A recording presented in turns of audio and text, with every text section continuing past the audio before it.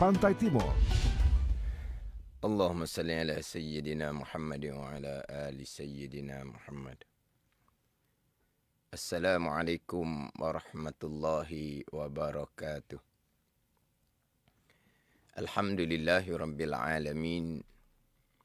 Wassalatu wassalamu ala sayyidil mursalin. Wa ala alihi wa sahbihi ajma'in. Rabbi syrah li sadri wa yassir li amri. Wahlul 'uqdatam min lisani yafqahu qawli. Subhanaka la ilma lana illa ma 'allamtana. Innaka antal alimul hakim. Wala hawla wala quwwata illa billahil aliyyil azim. Syukur Alhamdulillah bersua kembali kita untuk minggu ini di Manif FM dalam program Talaki Safinatun Najah mengguna pakar kitab Safinatun Najah.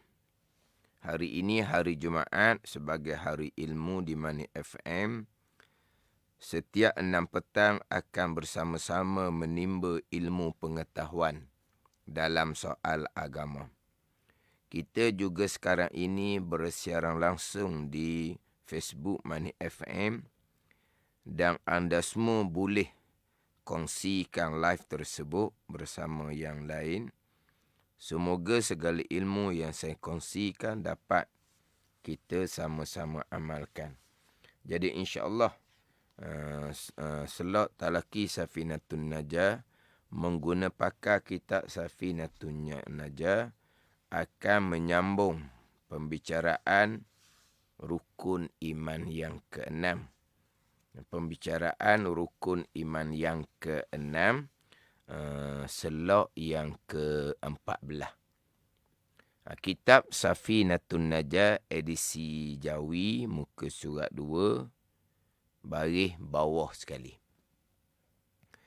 Qala al-muallifu rahimahullahu ta'ala wa nafa'ana bi'ulumihi amin. Wa bil qadri khairihi wa syarrihi minallahi ta'ala. Terjemahan dia, dan keenam daripada 6 rukun iman, percaya pada takdir Allah. Mana takdir Allah? Baiknya iman dan ta'ah takdir Allah subhanahu wa ta'ala, dan jahatnya wa syarrihi, dan jahatnya jahat kufur dan maksiyah takdir Allah subhanahu wa ta'ala. Jadi baik dan jahat daripada Allah subhanahu wa ta'ala, yakni daripada kehendak, ketentuan, ketetapan, keputusan Allah yang bersifat dengan iradah, muwafaqah dengan ilmu yang dipanggil qada, ketentuan azali, dan daripada Allah yakni daripada perbuatan Allah subhanahu wa ta'ala yang bersifat dengan qudrah yang kita sebut sebagai qadar. Jadi sebagaimana yang kita maklum, di rukun iman yang ke-6 keluar 2 pegangan. Beriman segala-gala perkara baik dan jahat qada Allah subhanahu wa ta'ala. Beriman segala-gala perkara baik dan jahat adalah datang daripada qadar Allah subhanahu wa ta'ala. Kemudian saya masih lagi membicarakan hak berkaitan dengan qada Allah subhanahu wa ta'ala yang bersifat dengan iradah. Pegangan yang pertama daripada 2 pegangan pada rukun iman yang ke-6, yang mana saya membicarakan berkaitan dengan perkara jahat qada Allah subhanahu wa ta'ala. Perkara jahat, kufur dan maksiyah datang daripada qada Allah subhanahu wa ta'ala yang bersifat dengan iradah. Jadi perkara jahat, qada dan qadar Allah ini tiap-tiap slot akan diulangi kerana ianya adalah tajuk rukun iman yang keenam. Perkara baik, iman dan ta'ah. Perkara jahat, kufur dan maksiyah. Datang daripada qada dan qadar Allah.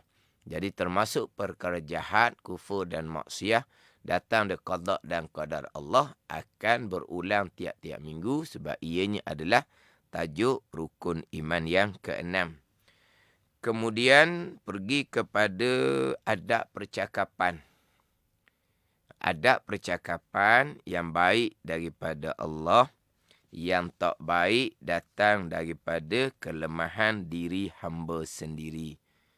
Jadi adab percakapan ini saya sudah datangkan dalil ayat Al-Quran dan hadis Nabi SAW di selok yang ke-12.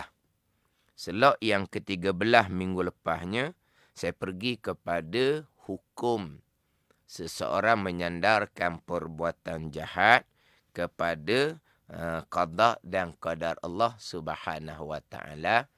Jadi insya-Allah minggu ini selok yang ke-14, saya sebut minggu lepasnya saya akan pergi kepada qada Allah yang bersifat dengan iradah dan reda Allah Subhanahu wa taala. Di sisi ahli sunnah wal jamaah tidak berlaziman. InsyaAllah hak berkaitan dengan qada Allah dan reda Allah di sisi ahli sunnah wal jamaah tidak berlaziman. Saya akan bicara semulalah. Saya bercadang untuk selok minggu ini, saya nak menyambung lagi. Saya nak tambah lagi pembicaraan berkaitan dengan hukum menyandarkan perkara yang jahat kepada qada dan qadar Allah Subhanahu wa taala. InsyaAllah boleh pergi kepada pembicaraan qada Allah dan reda Allah tidak berlaziman di sisi ahli sunnah wal jamaah. Jadi pembicaraan rukun iman yang keenam ini, sidang pendengar, insya-Allah saya akan perhalusi satu-satu secara perlahan-perlahan. Dan saya akan alih satu tajuk kepada satu tajuk. Secara tersusunglah insya-Allah. Dan sidang pendengar sebagian sebut di permulaan tadi, selok talaki Safinatun Najah, sekarang ni live FB. Yang mana sidang pendengar selain daripada boleh kongsikan hot live FB ni, sidang pendengar juga boleh ambil sipang taruh. Ambil sipang taruh, boleh diulangi dengar kemudian. InsyaAllah bila lengkap selesai pembicaraan rukun nikmat keenam, bolehlah dikongsikan sepenuhnya hak selok pembicaraan rukun iman yang keenam. Jadi untuk minggu ini saya akan menyambung berkaitan dengan hukum menyandarkan perkara jahat kepada qada dan qadar Allah Subhanahu wa taala. Pegangan sudah sangat jelas. Perkara baik, perkara jahat datang daripada qada dan qadar Allah Subhanahu wa taala. Kemudian pergi pada adab percakapan yang baik daripada Allah, yang tidak baik datang daripada diri hamba sendiri. Itu adab percakapan. Bukan hanya di hujung ceramah, di hujung tazkirah. Biasanya penceramah, pentazkirah akan mengakhiri dengan yang baik daripada Allah, yang kurang elok datang daripada kelemahan saya sendiri. Bukan hanya penceramah ataupun pengkuliah bercakap seumpama tu. Bahkan kita semua pun bercakap seumpama tu. Yang baik daripada Allah, yang kurang baik datang daripada diri sendiri. Tapi kita biasanya tengok tu penceramah tu. Dia pun pengkuliah. Sebelum mengakhiri ceramah dan kuliah, yang baik daripada Allah, yang tak baik datang daripada kelemahan diri saya sendiri. Bukan hanya pengkuliah, itu adab percakapan. Kemudian janganlah sekali-kali adab percakapan tadi itu dijadikan sebagai pegangan. Kalau berpegang perkara baik daripada Allah, perkara yang tak baik datang dari diri hamba sendiri, bukan datang daripada qada dan qadar Allah. Itu jelas sangatlah. Pegangan yang terpesong, pegangan yang sesat daripada jalanan Ahlussunnah Jemaah, yang khilaf ulama pegangan tersebut kafir, iman tidak sah, ataupun pegangan yang fasik lagi mubtadi'. Tapi yang pasti itu pegangan yang terpesong, pegangan yang sesat, yang memang saya sendiri pernah bertemu dengan mereka yang selama ini berpegang perkara baik sahaja qada dan qadar Allah. Perkara jahat bukan datang dari qada dan qadar Allah. Ambilannya, sandarannya tu dia kata penceramah pengkuliah yang baik daripada Allah, yang kurang kelemahan saya sendiri, itu adab percakapan. Pegangan rukun iman yang keenam. Itu lebih, itu jelas. Rukun iman yang keenam. Baik dan jahat, qada dan qadar Allah Subhanahu wa ta'ala. Sehingga saya pernah mendengar ada orang yang tidak bersetuju. Penceramah pengkuliah mengakhiri ceramah dan kuliah dengan yang baik daripada Allah, yang tak baik, yang kurang ke masa sendiri. Sebab apa? Dikatakan takut pendengar menjadikan itu pegangan. Tidak.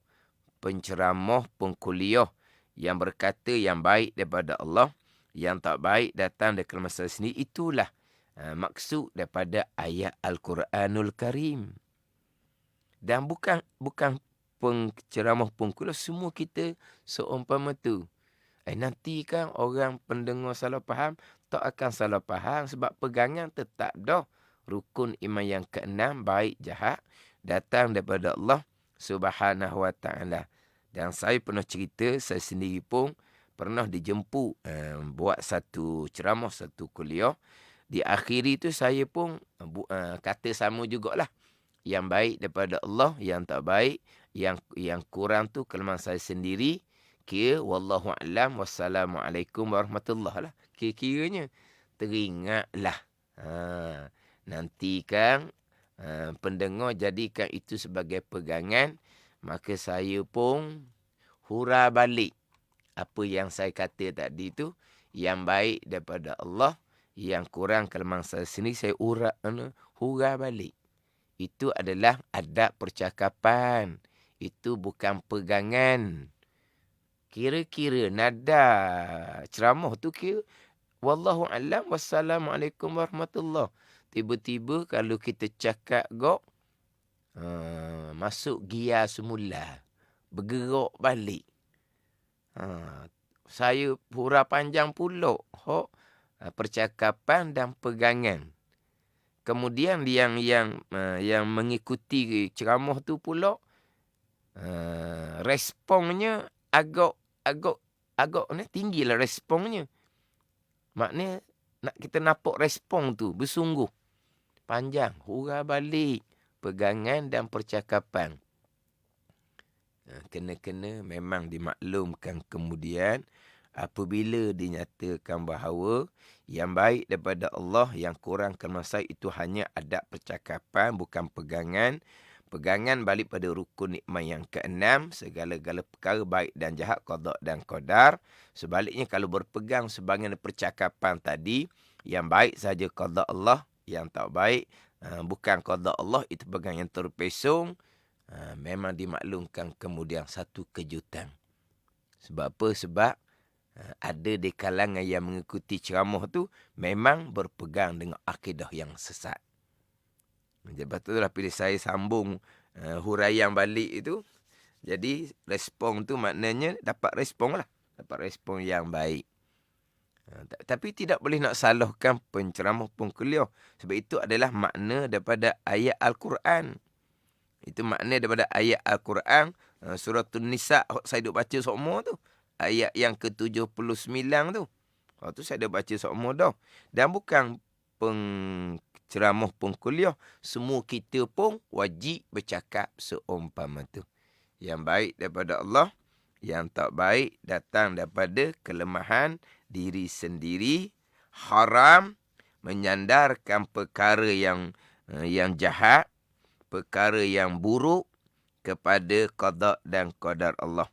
Walaupun perkara jahat tersebut belum dilakukan lagi, sama telah pula setelah melakukan perkara jahat, apabila ditegur, saya melakukan perkara jahat tersebut, qada dan qadar Allah, hukumnya adalah haram dan dosa besar. Sebagaimana saya sebut minggu lepasnya, slot yang ke-13, bahkan menyandarkan perkara jahat kepada qada dan qadar Allah dengan tujuan untuk menghalalkan kejahatan dan kezaliman, maka jatuh murtad seseorang, wal-iyazabillah. Itu saya sebut dah, hak selok minggu lepas. Menyandarkan perkara jahat kepada qada Allah dengan tujuan untuk menghalalkan perkara yang jahat. Kenapa kamu berjudi, kamu minum arak, haram, dosa besar tu. Berjudi, minum arak haramnya. Kenapa? Kan ianya qada Allah subhanahu wa ta'ala. Dia nak menghalalkan. Hak ni jatuh murtad, wal-iyazabillah. Kemudian minggu lepas, saya sudah bicara bukan hanya perkara jahat, perkara yang kurang elok, walaupun bukan maksiat sekalipun, haram disandarkan pada qada dan qadar Allah. Saya datangkan contoh minggu lepasnya, seorang tu pemalas. Tiba-tiba menyandarkan kemalasan dia itu kepada qada dan qadar Allah. Walaupun malas dia tak berdosa sebab dia tidak bertanggungjawab, tapi malas ni perkara tidak elok. Bila ditegur supaya berubah sikap, dia pun sandar kemalasan dia kepada qada Allah, hukumnya adalah haram. Walaupun malas tu tak berdosa sekalipun sebab tidak ada tanggungjawab. Itu perkara yang tidak elok. Sama telah perkara yang maksiat, perkara yang haram, sama telah haram menyandarkan perkara yang jahat, maksiat kepada qada dan qadar Allah subhanahu wa ta'ala. Pernah seorang ibu, dia belajar berkaitan dengan rukun iman yang ke-6, baik dan jahat, qada dan qadar Allah subhanahu wa ta'ala. Maka ibu ni tadi balik, kemudian diajar kepada anak-anak. Perkara baik, perkara jahat datang dari qada dan qadar Allah subhanahu wa ta'ala. Jadi kemudian tu anak tadi buat salah. Anak tadi buat salah. Apabila nak dihukum oleh ibunya kan buat salah, tiba-tiba anak tu pula kata, "Ibu, kenapa ibu nak hukum saya? Saya buat salah ni kan, ibu sudah bicara terdahulu, baik dan jahat, qada dan qadar Allah. Jadi kesalahan yang saya buat ni, yang ibu nak hukum ni, qada qadar, kenapa ibu nak hukum pula?" Disandar pada qada dan qadar. Yang si ibu ni pula tak kemah molek, si ibu ni tak mantap molek, jadi terhenti. Terhenti. Tak tahu nak buat apa. Kemudian datang ke kelas, kemudian tanya balik ustaz, saya dulu saya balik ajar pada anak saya, baik dan buruk datang daripada Allah subhanahu wa ta'ala. Tiba-tiba anak saya ni kemudian buat perkara yang salah yang akan dihukum lah dengan kesalahan tu. Saya nak hukum, tiba-tiba dia dia ulang balik hak ibu dia ajar terdahulu, hak saya ajar terdahulu, hak tak baik pun qada dan qadar. Jadi ibu tu ajar tak lengkap. Dia hanya ajar pegangan sahaja. Dia tak ajar adab percakapan. Kena terang balik adab percakapannya macam mana. Pegangan betul lah. Baik dan jahat, qada dan qadar. Kenapa tidak ajar adab percakapan? Mana ajar tu tak lengkap. Selepas ajar dah adab percakapan, jangan sesekali menyandarkan kesalahan kepada qada dan qadar Allah. Kemudian disandar lagi kesalahan pada qada dan qadar Allah. Tu kena hukum pula situnya. Kena hukum. Yang pertama, hukum kerana melakukan kesalahan hukuman yang kedua, dia melakukan kesalahan yang kedua dengan bahawa ia menyandarkan kesalahan kepada qada dan qadar. Dua kesalahan, dua kali hukum. Kena gitu. Balik perjelaskan kembali pegangan, kemudian adab percakapan, peringatan baik-baik, jangan sesekali lain kali menyandarkan kesalahan pada qada dan qadar. Kalau menyandarkan pada qada dan qadar, hukumnya haram, akan dihukum. Kalau dia kemudiannya menyandar kesalahan pada qada dan qadar Allah, kena dua kali hukum. Jadi ajar tu biar lengkap pegangan dan juga adab percakapan. Memang biasa. Biasa ni menyandarkan kesalahan kepada qada dan qadar Allah. Dia sebagai ketua bos. Jadi adalah di kalangan orang bawahan dia tu yang kurang elok dia punya pekerjaan. Dia kurang elok, maknanya kalau keluar berehat, lambat masuk contohnya. Jadi apa boleh ditegur, kenapa kamu ni orang lain buat kerja, maknanya sempurna, banyak hasilan. Kamu buat kerja ni tak sempurna. Hasilan kamu kurang. Dia pun sandar. Sempurna ke tak sempurna. Dapat hasil yang banyak ke kurang. Qada qadar belah kedah. Dia gitu ke boh dia. Yang boh ni pula, bila orang bawahan cakap seumpama tu, tak jawablah bohnya. Sebab apa? Sebab boh tu tak reti. Sebut kata tak reti tu, orang tak marah. Kalau sebut kata jahil, orang terasa. Jahil lah, tak reti tu bahasa Melayu. Sepatutnya apabila dinasihati, supaya buat kerja molek, jangan mengulangi kerja yang tak molek, yang menghasilkan hasil yang sedikit, tiba-tiba disandarkan pada qada dan qadar, kena dua kali marah lah. Kenapa kamu ni? Perkara yang tak baik kamu ni, kecuaian kamu, kelemahan kamu ni, kemalasan kamu ni, kamu sandar pada qada dan qadar Allah. Kena marah pula sekali laginya.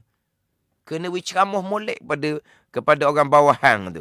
Tapi boh tak reti, orang bawahan sandar kekurangan dia kepada qada dan qadar, jadi boh ni senyap. Sebab apa? Tak reti apa gitu. Sebab apa dia sandar seumpama tu salah sangat-sangat. Haram dia sandar seumpama tu. Mana kena marah pula. Kena ambil tindakan pula. Atas kesalahan yang kedua, kesalahan yang pertamanya kerja tak molek. Banyak curi tulang. Kerja tidak amanah. Salah dah di situ. Kemudian kesalahan yang kedua pula sandar kepada qada dan qadar. Dua kali kesalahan. Kena beri amaran keras sepatutnya. Tapi bila orang bawahan sandar kekurangan pada qada dan qadar, boh tadinya dia berdiam diri. Tak reti orang panggil. Menyandarkan kesalahan kepada qada dan qadar, tu kena hukum. Bahkan pada masa Sayyidina Umar radhiyallahu anhu. Pada masa Sayyidina Umar radhiyallahu anhu menjadi khalifah yang kedua, sebelum Sayyidina Umar menghukum seorang pencuri. Sebelum Sayyidina Umar menghukum, Sayyidina Umar tanyalah. Tanya, usul periksa, selidik molek. Yang kamu mencuri ni kenapa? Mana selidik molek? Yang kamu mencuri ni kenapa? Tiba-tiba pencuri yang nak dihukum ni jawab, qadallahu alayya, telah mengqada oleh Allah Ta'ala atas aku. Aku mencuri ni qada Allah Ta'ala. Jawab pencuri ni. Maka Sayyidina Umar radhiyallahu anhu memerintahkan supaya dikerat tangan dan disebak sekali. Potong tangan kerana mencuri dan kena sebak sekali. Maka ditanya akan Sayyidina Umar radhiyallahu anhu pada hukuman yang ditetapkan oleh Sayyidina Umar tu. Hukuman yang dijatuhkan oleh Sayyidina Umar radhiyallahu anhu. Kerat tangan dan kena sebak. Jadi ditanya oleh sahabat-sahabat yang lain. kenapa pencuri tadi selain daripada dikerat tangan, kemudian disebat, sebab hukum kerat tangan adalah hudud had daripada Allah Subhanahu wa taala. Tidak boleh dikurangkan dan tidak boleh ditambah. Akan had, akan hudud yang telah disakatkan oleh Allah Subhanahu wa taala, yang Quran sudah perintah jelas, faqta'u aydiyahuma. Potong oleh kamu akan kedua tangan pencuri lelaki dan pencuri perempuan. Itu hukum yang dihadkan, yang disakatkan oleh Allah Subhanahu wa taala. Tak bolehlah kerat tangan dan nak tambah pula dengan sebatan. Maka jawab Sayyidina Umar radhiyallahu anhu, kerat tangan kerana mencuri, itu perintah Al-Quran. Dan sebat kerana dusta atas Allah Subhanahu wa taala. Apa dusta atas Allah? Kerana menyandarkan mencuri tadi kepada qada Allah Subhanahu wa taala. Kenapa kata dusta? Memang hakikinya mencuri itu qada dan qada Allah. Kenapa Sayyidina Umar menyatakan satu pendustaan atas Allah Subhanahu wa taala apabila menyandarkan mencuri itu kepada Allah? Jadi kenapa Sayyidina Umar kata dusta? Dusta itu sebagaimana yang difirmankan oleh Allah Subhanahu wa taala. Allah Taala berfirman, sayaqulul ladzina asyraku law syaa Allahu ma asyrakna wala abauna wala harramna min syai'in kadzalika kadzdzabal ladzina min qablihim.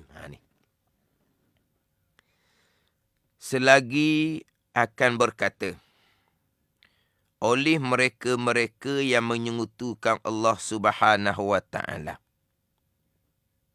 jikalau Allah Ta'ala beritahu pada Nabi SAW, selagi akan berkata mereka yang menyekutukan akal Allah. Mereka kata macam mana? Jikalau menghendaki oleh Allah bahawa kami akan menyekutukan Allah. Jikalau menghendaki oleh Allah bahawa kami tidak akan menyekutukan Allah, bapa-bapa kami tidak akan menyekutukan Allah, nescaya kami tidak akan menyekutukan Allah. Nescaya bapa-bapa kami tidak akan menyekutukan Allah. Jadi kesyirikan mereka, kesyirikan bapa-bapa mereka terdahulu disandarkan kepada Allah yang kehendak. Kalau Allah tidak menghendaki kami menyekutukan Allah, jikalau Allah tidak menghendaki bapa-bapa kami menyekutukan Allah, nescaya kami tidak akan menyekutukan Allah, kata puak yang musyrikun ni. Dan bapa-bapa kami pun tidak akan menyekutukan Allah. Dan kami tidak akan mengharamkan perkara yang dihalalkan jikalau Allah tidak menghendaki. Macam mana jawab Allah Subhanahu wa taala kepada orang musyrik pada masa Nabi SAW menyandarkan kesyirikan kepada Allah Subhanahu wa taala? Tuhan kata, kadzalika kadzdzabal ladzina min qablihim. Demikianlah sebagaimana orang yang menyekutukan Allah pada masa Nabi SAW melakukan pendustaan tu, sebagaimana golongan-golongan musyrikun yang sebelum daripada mereka menyandarkan kesyirikan kepada Allah Subhanahu wa taala, dipanggil pendustaan. Sebab tu saya nak menyatakan bahawa sebab kerana pencuri tadi dusta atas Allah Subhanahu wa taala, kalau ada seseorang yang menyandarkan kesalahan kepada qada Allah Subhanahu wa taala, kita boleh kata kamu telah dusta atas Allah Subhanahu wa taala. Jadi maknanya orang yang menyandarkan kejahatan kepada qada Allah dikena takzir, sebagaimana takzir yang dilakukan oleh Sayyidina Umar radhiyallahu anhu. Dalam kitab dinyatakan bahawa, dan kitab Faridatul Faraid contohnya, dinyatakan bahawa yang selalu menyandarkan kesalahan kepada qada dan qadar Allah ada di kalangan mereka yang mempunyai kekuasaan. Itu dinyatakan dalam kitab Faridatul Faraid. Maknanya menyandarkan kejahatan kepada qada dan qadar Allah banyak berlaku daripada mereka-mereka yang punya kuasa. Apabila mereka melakukan satu perkara yang baik, mereka terkadang suka mengungkit-ungkit kebaikan. Tidak disandarkan kebaikan pada qada Allah. Mereka akan sentiasa mengungkit-ungkit. Itulah kebaikan dia, itulah kebaikan dia. Sebaliknya, apabila berlaku perkara yang tak baik, yang merugikan, akan disandarkan kepada qada dan qadar Allah Subhanahu wa taala. Ini sebagai contoh. Bila siap satu-satu pembinaan, comel cantik, inilah kerana kepintaran kami, kerana kecermalan kami, kerana gemilangnya kami, tertegaknya satu-satu bangunan yang indah. Kami. Malangnya apabila bangunan yang indah tadi itu runtuh. Bila runtuh sahaja, perkara yang sangat-sangat memalukan, runtuh sahaja, masing-masing kita panggil menuding jari. Satu pihak menuding jari pada satu pihak yang lain. Pihak yang lain pula menuding jari pada pihak yang lain pula. Sama-sama menuding jari. Sebab apa? Sebab berlakunya runtuh tu contohnya. Satu perkara yang luar biasa. Satu perkara yang memalukan. Mesti ada satu perkara yang sebaliknya kenapa berlaku seumpama tu. Dalam keadaan menuding jari kepada pihak-pihak yang lain, akhirnya jumpalah. Nak tuding kepada siapa? Runtuh tu qada dan qadar Allah. Jumpa dah. Disandarkan kepada satu pihak menafikan, disandar pada pihak yang lain. Pihak yang lain menafikan, akhirnya disandarkan runtuh tadi kepada qada dan qadar. Disandarkan runtuh yang berpunca daripada kesalahan manusia, kecuaian manusia,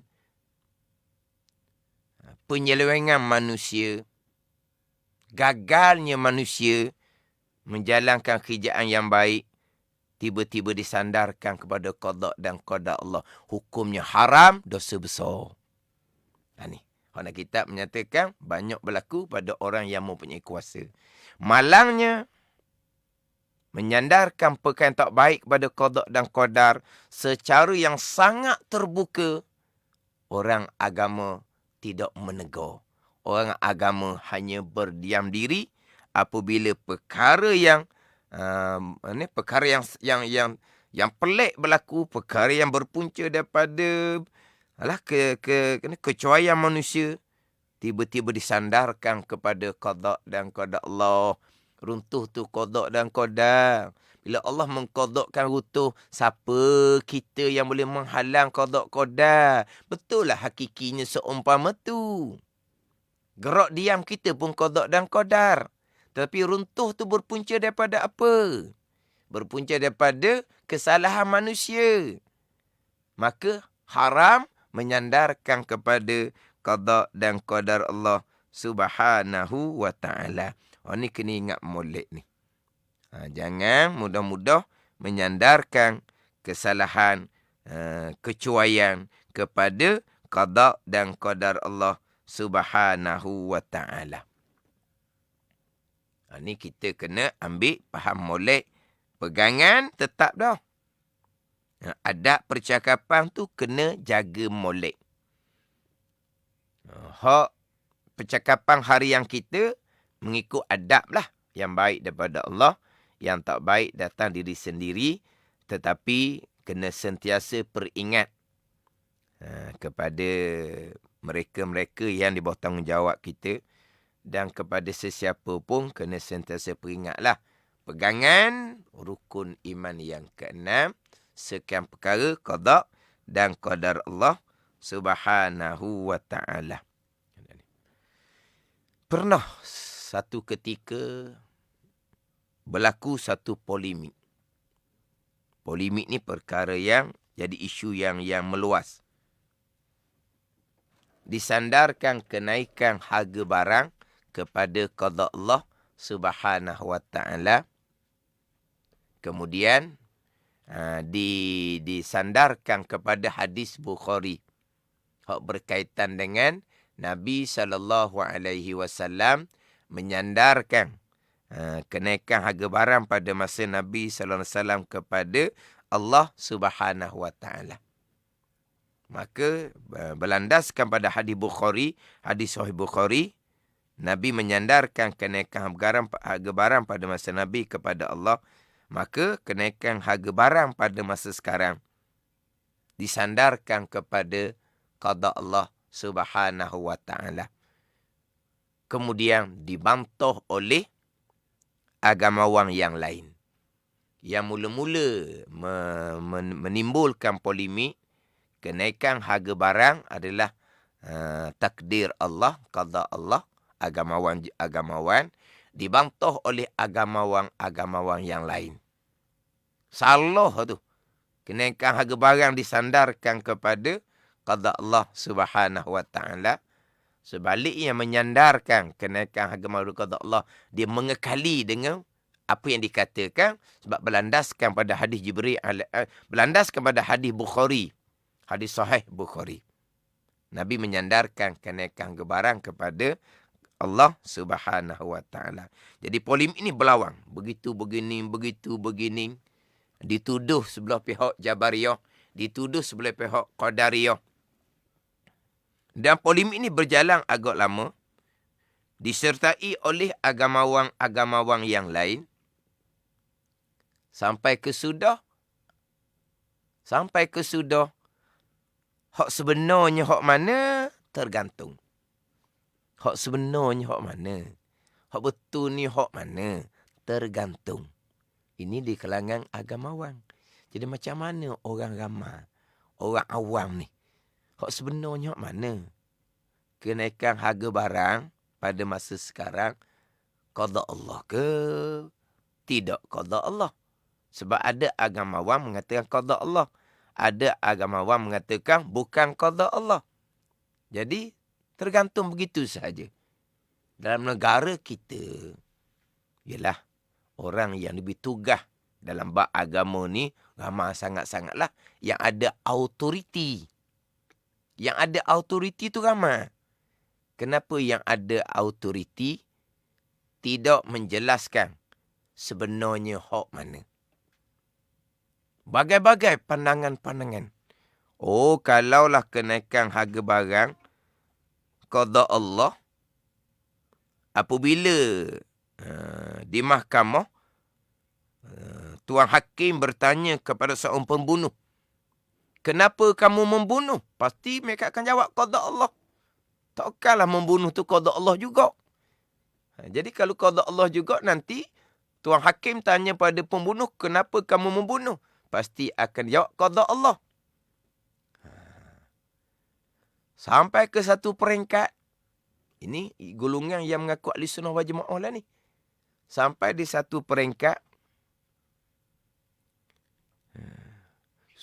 peniaga, bab ni berkaitan kenaikan harga barang. Sampai satu peringkat, ada yang mengaku ahli sunnah wal jamaah mengeluarkan kenyataan peniaga-peniaga yang bukan Islam pun mengetahui kenaikan harga barang bukan qada Allah Subhanahu wa taala. Oh, bayangkan. Kalau kita cakap kok, dia bokeh rukun iman yang ke-6. Dia bokeh rukun yang ke-6. Peniaga-peniaga bukan Islam pun mengetahui kenaikan harga barang bukan datang daripada Allah. Itu bukan Islam. Jadi yang mengaku ahli sunnah ni, dia bokeh hak rukun yang ke-6. Segala-gala perkara qada dan qadar Allah Subhanahu wa taala. Ada bagai-bagai ni. Timbul kenyataan-kenyataan yang akhirnya tergantung begitu saja. Hak sebenarnya hak mana? Ahli sunnah jemaahnya macam mana? Yang salahnya macam mana? Sebab dua pihak yang berlawanan ni. Mana yang sebenar, mana yang tidak sebenar. Akhirnya tergantung. Kita faham. Kalau kita kemah molek dalam bab pegangan, bab adab percakapan, kita faham. Kenaikan harga barang pada masa Nabi bukan berpunca daripada kesalahan manusia, disandarkan kepada Allah. Sebaliknya, kenaikan harga barang pada masa kita sekarang ni berpunca daripada kelemahan manusia, kecuaian manusia, penyelewengan manusia menjadi faktor naiknya harga barang. Maka haram sama sekali menyandarkan kepada qada dan qadar Allah. Haram menyandar pada qada dan qadar Allah. Kalau kenaikan harga barang yang berpunca daripada kelemahan, berpunca daripada kecuaian, berpunca daripada penyelewengan manusia itu sendiri. Sebab kenaikan harga barang banyak faktor dia. Kalau tidak berkait dengan kesalahan kecuaian manusia, barulah boleh sandar kepada qada dan qadar. Tapi kalau berpunca daripada kesalahan, kecuaian, penyelewengan manusia, kegagalan urus takbir manusia, menyebabkan berlaku kenaikan harga barang, maka kenaikan harga barang yang berpunca seumpama ni haram disandarkan pada qada dan qadar Allah. Menyandarkan pada qada dan qadar Allah, kenaikan harga barang yang seumpama ni haram hukumnya.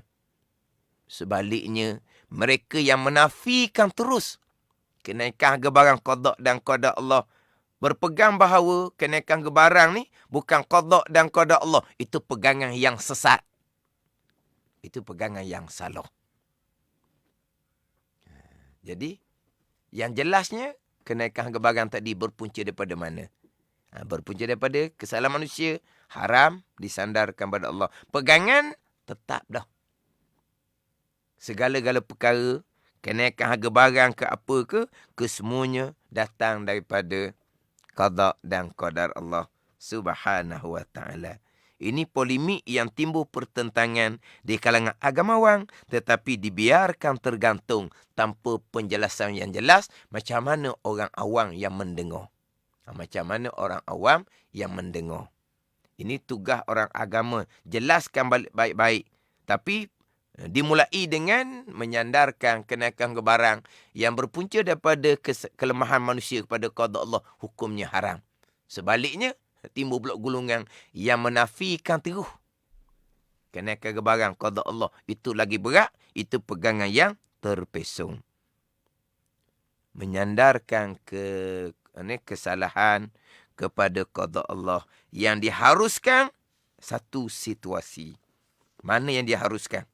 Satu situasi. Jadi saya nak selesaikan slot yang ke-14 ni berkaitan dengan hukum menyandarkan kena kesalahan pada qada dan qadar. Satu situasi kita boleh menyandarkan kesalahan pada qada dan qadar.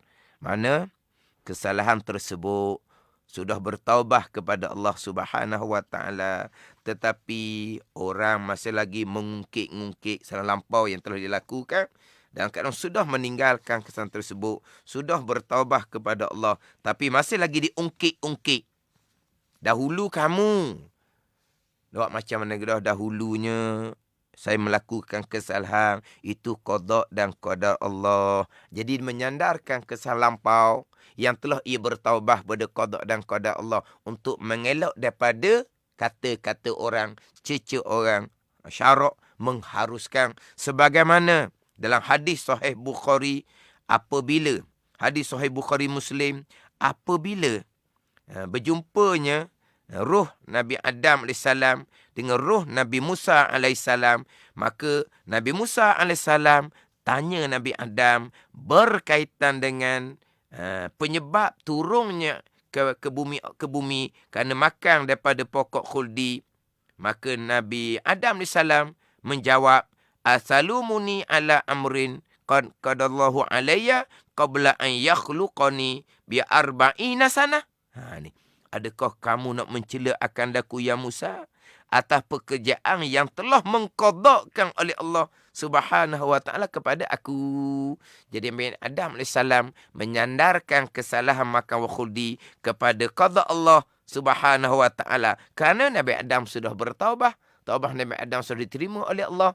Tetapi untuk mengelak daripada dikata oleh Nabi Musa AS.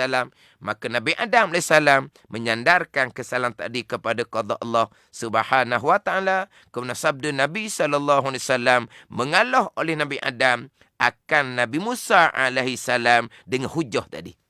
Dengan menyandarkan kesalahan makan daripada pokok khuldi itu kepada qada Allah. Itu sahaja yang diharuskan. Menyandarkan kesalahan pada qada Allah.